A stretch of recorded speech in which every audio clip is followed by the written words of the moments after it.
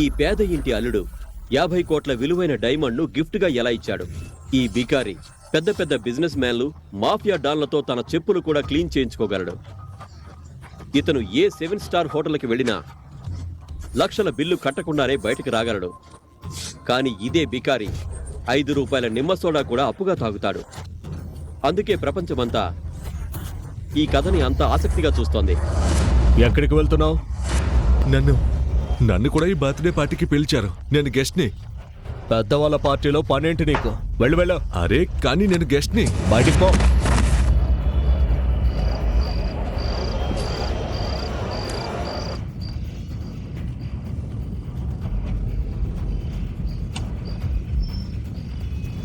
Guys, ఈ బికారిని చూడండి. Singhania sir birthday పార్టీకి గెస్ట్ గా వచ్చాడంట.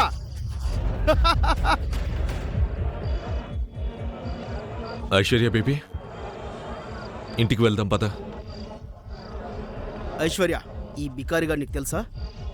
నో నాకు అస్సలు తెలీదు. ఎవరు నువ్వు? ఈ బికార్ ఎవరు? ఈ పార్టీలో ఏం చేస్తున్నాడు? Who the hell are you? ఇది వినగానే ఆకాష్ షాక్ అయ్యాడు. ఐశ్వర్య ఆకాష్ని అవమానించడం ఇదేమీ ఫస్ట్ టైం కాదు. ఐశ్వర్య నీకు కొంచెం ఎక్కువైంది అనుకుంటా. Seems you are high. పద ఇంటికి వెళ్దాం. కమ్. ఓయ్ బికారి, ఇక్కడ నుంచి పో. సెక్యూరిటీ, ఈ చెత్తని తీసుకెళ్లి బయటపడే. అప్పుడే బర్త్డే బాయ్ సింఘానియా అక్కడికి వచ్చాడు. అందరూ అతనికి బర్త్డే విషెస్ చెప్పడానికి అతని దగ్గరికి వెళ్లారు. ఆకాష్, ఇక్కడి నుండి వెళ్ళు. కానీ సడన్ గా సింఘానియా కన్ను ఆకాష్ పై పడింది. తన పార్టీలో ఆకాష్ ని చూసి అతను షాక్ అవుతాడు. ఇదంతా చూసి మిగతా వాళ్ళందరికీ చెమటలు పడతాయి. ఆకాష్ వర్మ గారు, థ్యాంక్ యూ. మీరు నాలాంటి పేదవాడి బర్త్డేకి రావడం నా అదృష్టం. రండి సార్, ప్లీజ్ రండి సార్. కానీ ఆకాష్ ఏమీ మాట్లాడకుండా మౌనంగా అక్కడి నుంచి బయటికి వెళ్ళిపోతాడు. బయటికి వెళ్లి ఐశ్వర్య కోసం ఎదురు చూస్తాడు.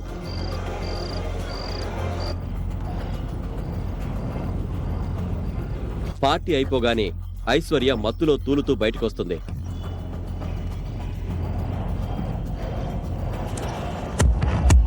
ఎవరు? ఎక్కడికి? అటు పద. నా వైఫ్. పద. వచ్చేసావా? ఎస్. ఇప్పుడు ఇంటికి వెళ్దాం. జాగ్రత్త. ఇంటికి వెళ్దాం.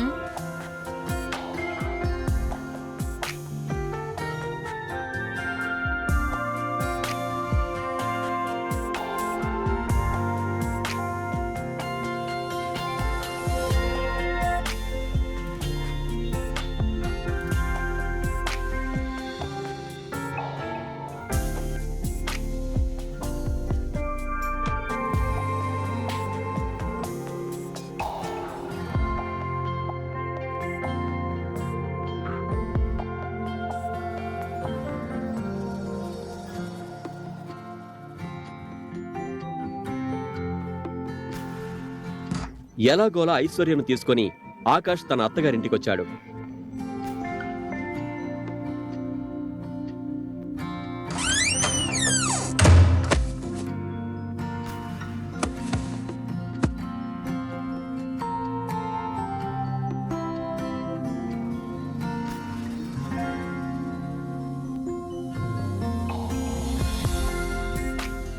ఇంటికి రాగానే ఐశ్వర్య కజిన్ పవన్ ఎదురవుతాడు. ఇదిగో, భార్య భిక్షతో బతికే ఈ మనిషిని చూడు. భార్య విసిరే తిండి తినే ఇల్లరిక పల్లుడిగా ఉండటానికి కొద్ది మందికి మాత్రమే అదృష్టం దక్కుతుంది. సిగ్గుతో చచ్చిపోవచ్చు కదా ఆకాష్. ఆకాష్ ఏమీ మాట్లాడలేదు. అప్పుడే ఐశ్వర్య కజిన్ సిస్టర్ మీరా ఇలా అన్నది. వదలై పవన్, రూపాయి విలువ చేయని వాడి గురించి ఎందుకు మాట్లాడుతున్నావు? ఐశ్వర్యకి ఈ బిచ్చగాడిలో ఏం నచ్చిందో తెలీదు. ఇంటి నుంచి కూడా బయటికి పంపదు. ఆకాష్ తన అత్తమామల ఇంట్లో రోజు ఇలాంటి మాటలే వింటుంటాడు. అతనికి అలాంటి మాటలు వినడం అలవాటైపోయింది. అప్పుడప్పుడు బావ తిడితే అప్పుడప్పుడు మరదలు తిట్టేది. ఆకాష్ భార్య ఐశ్వర్య కూడా అతన్ని తిడుతూనే ఉండేది. అయినా ఆకాష్ వాళ్ళందరి తప్పుల్ని క్షమించేవాడు. ఎందుకంటే అతను ఐశ్వర్యను అమితంగా ప్రేమిస్తున్నాడు.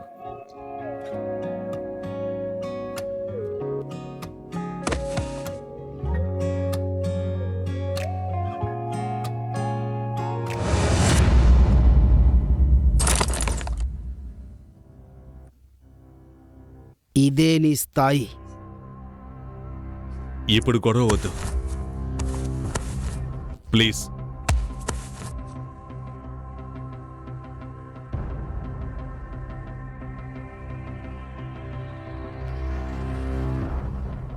వీళ్ళకి నా నిజం తెలిసిన రోజు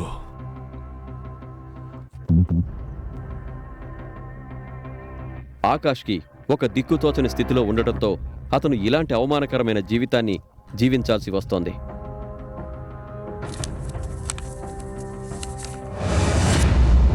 ఆకాష్ నిజమేంటో ఎవరికీ తెలీదు. కానీ ఎందుకో ఆకాష్ కూడా ఎవరికీ చెప్పాలనుకోలేదు. ఇంత అవమానం జరుగుతున్నప్పటికీ ఆకాష్ కేవలం ఐశ్వర్యని చూసి మౌనంగా ఉండేవాడు.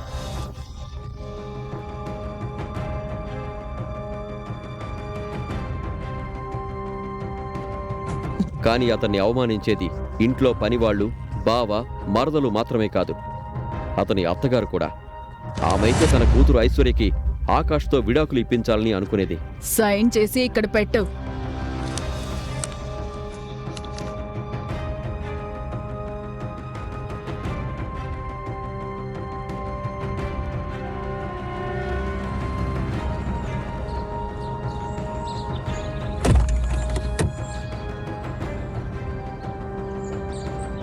మనమిప్పుడు లోపల కొంతమందిని కలవడానికి వెళ్తున్నాం. వాళ్ళందరి ముందు నువ్వు పొరపాటును కూడా నా భర్త అని చెప్పుకోకూడదు. ఎవరన్నా నిన్నేదన్నా అడిగితే నువ్వు నా పనివాడివి అని మాత్రమే చెప్పాలి. ఓకేనా? కానీ ఐశ్వర్య ఏంటి ఐశ్వర్య? లోపలికొచ్చిన వాళ్ళు మామూలు వ్యక్తులు కాదు. వాళ్ళెంత పెద్ద పొజిషన్ లో ఉన్నారో, ఎంత రిచ్ పర్సన్సో నీకు తెలీదు. నీలాంటి పనికి మాలినవాడు, అసమర్థుడు నా భర్త అని తెలిస్తే వాళ్ళ ముందు నా గౌరవం పోతుంది. నాకు చాలా పెద్ద అవమానం జరుగుతుంది. అందుకే ప్లీజ్ నేను చెప్పినట్లే చెయ్యి. ఓకే ఐశ్వర్య. ఐశ్వర్య తన బికారి మొగుడు ఆకాష్ను అవమానించడం కొత్తేమీ కాదు. ఐశ్వర్య మరియు ఆమె ఫ్యామిలీ మెంబర్స్ ఆకాష్ని కుక్క కంటే హీనంగా చూసేవారు. కానీ ఆకాష్ ఎవరి మాటలకు బాధపడేవాడు కాదు. ఎందుకంటే అతనికి తన భార్య ఐశ్వర్య అంటే అమితమైన ప్రేమ. ఇప్పుడు ఐశ్వర్య తన స్నేహితురాలు రూపాలతో కలిసి కొంతమంది దారి తప్పిన తన రిచ్ ఫ్రెండ్స్ ని కలవడానికి హోటల్కి వెళుతుంది. నీకు చివరిసారిగా చెప్తున్నాను, ఈ రోజు ఇక్కడ ఏ గొడవ చెయ్యొద్దు. ఐశ్వర్య రూపాల్ లోపలికి వెళతారు. ఆకాష్ వాళ్ళ బ్యాగులు పట్టుకొని వారి వెనక పనివాడిలాగా లోపలికి వెళతాడు. లోపల డబ్బు పొగరుతో ఉన్న ప్రేమ్ మల్హోత్రా, రాజ్ బేడి మరియు పారస్ అగర్వాల్ కూర్చొని ఉన్నారు. వాళ్ళు నిజానికి రూపాల్ ఫ్రెండ్స్ అయినప్పటికీ ఐశ్వర్య అందాన్ని చూసి మైమరిచిపోయారు.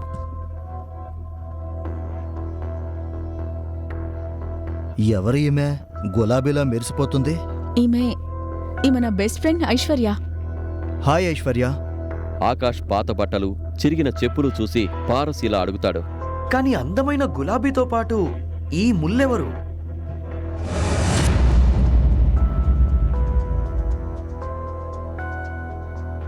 సార్, నా పేరు ఆకాష్.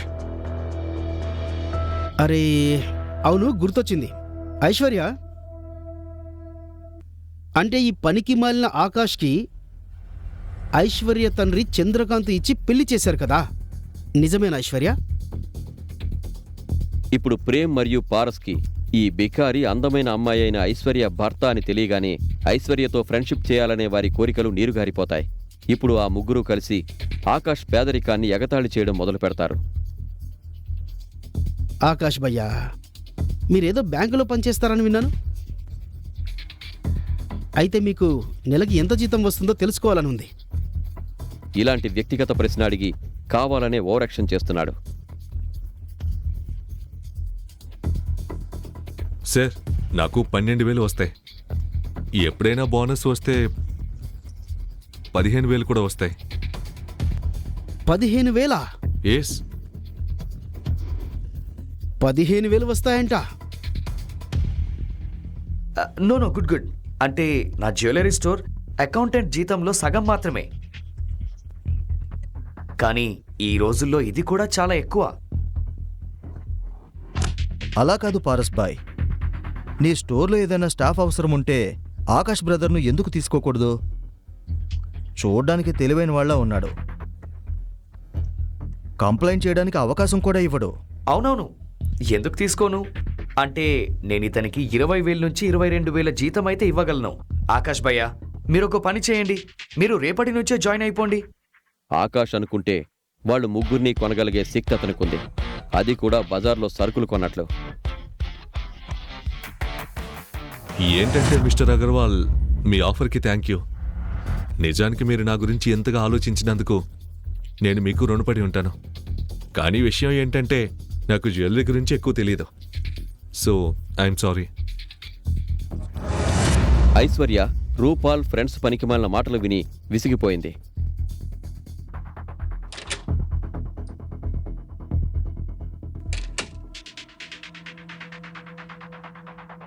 వాష్రూమ్కి వెళ్లి బయటికి రాగానే అక్కడ బట్టలతో లావుగా అసహ్యంగా ఉన్న ఒక వింత మనిషిని చూసింది.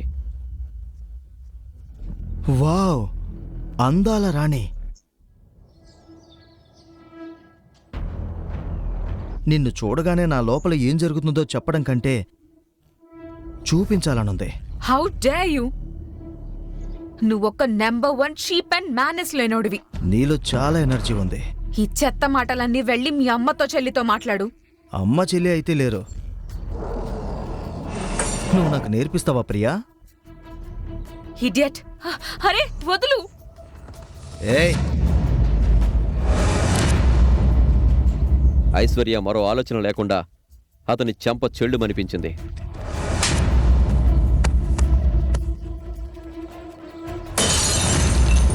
ఐశ్వర్య భయంతో కళ్ళు మూసుకుంది. కానీ ఆ వాటర్ బాటిల్ ఐశ్వర్యకు తగల్లేదు. దీంతో ఆసక్తితో ఐశ్వర్య కళ్ళు తెరిచింది.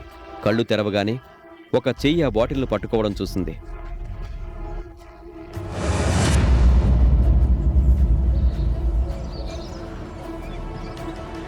తాగింది బాగా ఎక్కువైనట్లుంది మీకు. మీరు ఇంటికి వెళ్ళాలనుకుంటే, అది కూడా ప్రాణాలతో వెళ్ళాలనుకుంటే ముందు నా వైఫ్కు క్షమాపణ చెప్పండి. ఎవరికి ఎంత ఎక్కువైందో ఇప్పుడు నేను చెప్తాను.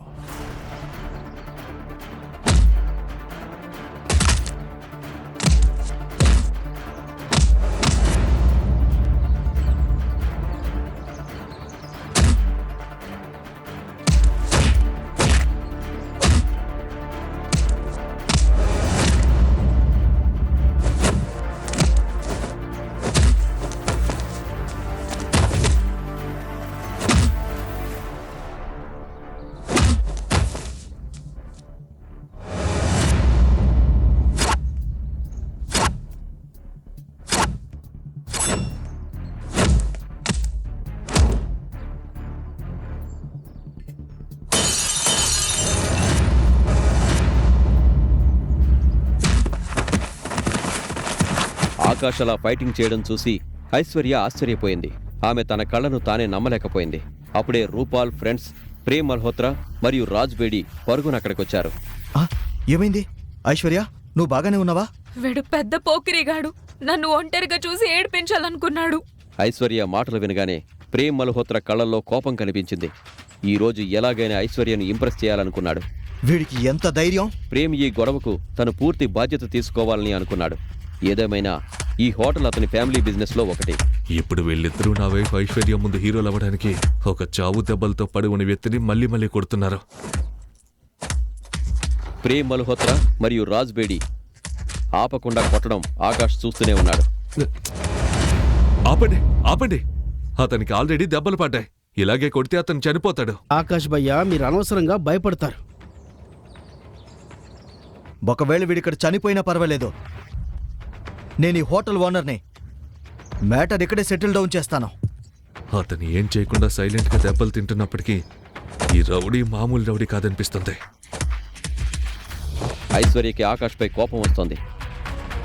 కానీ ఇంత పెద్ద హోటల్లో గొడవ జరగడం కొంచెం ఇబ్బందిగా ఉంది. ప్లీజ్ ఆపండి.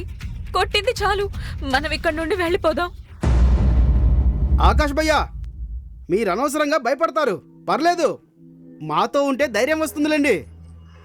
ఈ మాట వెటకారంగా అనిపించింది.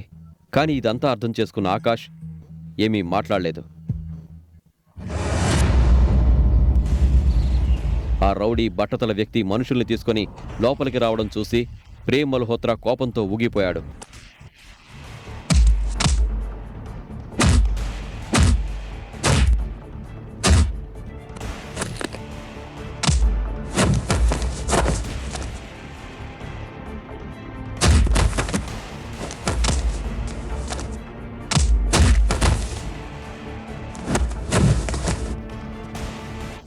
ప్రేమ్ మల్హోత్రా మామూలు ఫైటర్ కాదు.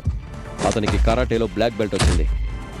ఒక్కొక్కరిని కొట్టి ప్రేమ్ మల్హోత్రా గజేంద్రను అతని రౌడీలను చితగొట్టాడు.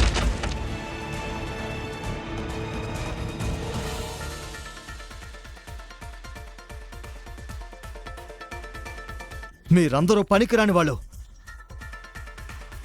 మిస్ ఐశ్వర్య, రూపాల్, మీరు ఓకే కదా? ప్రేమ్ ప్రశ్నకు ఐశ్వర్య మరియు రూపాల్ తల ఊపారు. ప్రేమ్ ఐశ్వర్య కళ్ళల్లో తనపై ఇంప్రెషన్ని చూడాలనుకున్నాడు. కానీ ఐశ్వర్య కళ్ళు తన భర్త ఆకాష్పై ఉన్నాయి. ఆ ఆకాష్ సైలెంట్గా చేతిలో ఐస్ ప్యాక్ పట్టుకొని గూండాల వైపు చూస్తున్నాడు. వావ్ మై బ్రదర్ ప్రేమ్, నువ్వు అద్భుతం చేసావు యార్. వీళ్ళిక మన జోలికి రారని నాకు అనిపిస్తుంది. ఎగ్జాక్ట్లీ. వీళ్ళని ఏం చేయాలి? వీళ్ళని పూడ్చిపెట్టమని ఎవరికైనా చెప్పనా? పారస్ అందరి ముందు గొప్పలు పోతున్నాడు. నిజంగా అలాంటిదేమీ చేయగల ధైర్యం అతనికి లేదు.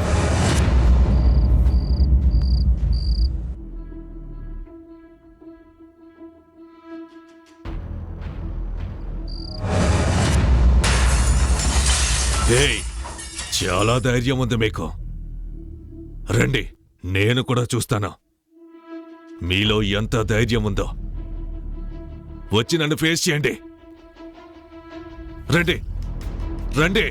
ఏయ్, నాకు కూడా అసలు భయం లేదు. నువ్వు నా ముందుకొస్తే నేను నిన్ను ఖచ్చితంగా ఎదుర్కొంటాను. కానీ ప్రేమ్ మల్హోత్రా అతన్ని చూడగానే ఇంకేమీ మాట్లాడలేకపోయాడు. తన ముందు ఉన్న వ్యక్తిని చూసి ప్రేమ్ మల్హోత్రా నోరు పడిపోయింది. ఎందుకంటే ఎదురుగా ఉన్న వ్యక్తి మామూలు గుండా కాదు. మొహంపై గాయంతో ఏర్పడిన పొడవైన గీత, దృఢమైన శరీరం ఉన్న విక్కీ బాయ్. అతని వెనక 15 నుంచి 20 మంది ఉన్నారు. వారందరి బాడీలు చూస్తేనే అర్థమవుతోంది ఫైటర్స్ అని. బాయ్, మేమేదో జోక్ చేస్తున్నాం. అచ్చా, జోక్ చేస్తున్నావా? అవును బాయ్. జీవితంలో జోకులు ఉండాలి కదా. ఏ, మీరు కూడా జోక్ చేస్తారు కదా. అయితే నేను కూడా మీతో కొంచెం జోక్ చేయనా? మాట్లాడుకుని సెటిల్ డౌన్ చేసుకుందాం కదా. అవును బాయ్. పదండ్రా, జోక్ చేయండి. విక్కీ భాయ్ గూండాలు ప్రేమ్ మల్హోత్రా మరియు రాజ్ని కొట్టడం మొదలుపెట్టారు.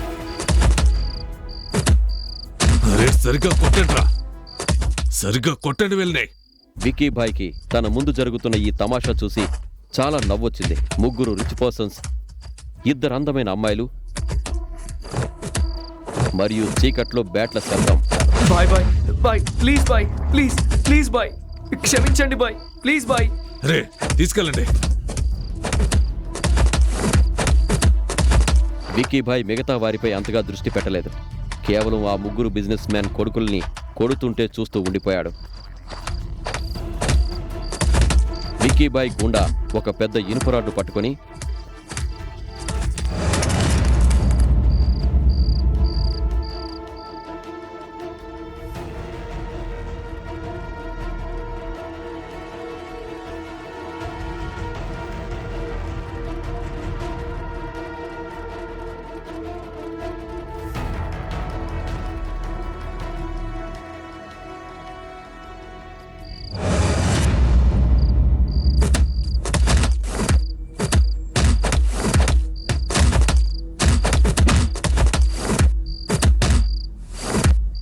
వాళ్ళ చేతులు కాళ్ళు వెరగొట్టండి. అయినా నోరు మూసుకోలేకపోతే తల పగలగొట్టండి. వచ్చే వారం ఇతని మేయర్ తండ్రికి 2 కోట్లు పంపించండి. ఆపండి. ఐశ్వర్య కోపంతో అరిచింది. ఐశ్వర్య అరిచిన వైపు చూసిన విక్కీ భాయ్ కళ్ళు ఆశ్చర్యంతో పెద్దవయ్యాయి. అతను తన కళ్ళను నమ్మలేకపోయాడు. విక్కీ భాయ్ని చూసి అందరూ షాక్ అయ్యారు. కేవలం ఐశ్వర్య గొంతు విని విక్కీ భాయ్ లాంటి పెద్ద గుండాకి కూడా చెమటలు పట్టాయి. ఇతను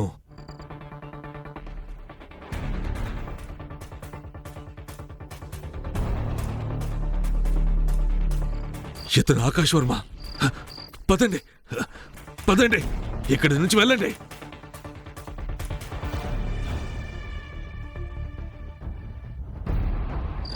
విక్కీ భాయ్ ఆకాష్లో గతంలో ఎప్పుడైనా కలుసుకున్నారా? ఆకాష్ నిజంగానే కోటీశ్వరుడా? నిజమైతే అతను ఎందుకు ఒక పేద ఇల్లరికపాలుడుగా జీవితాన్ని గడుపుతున్నాడు?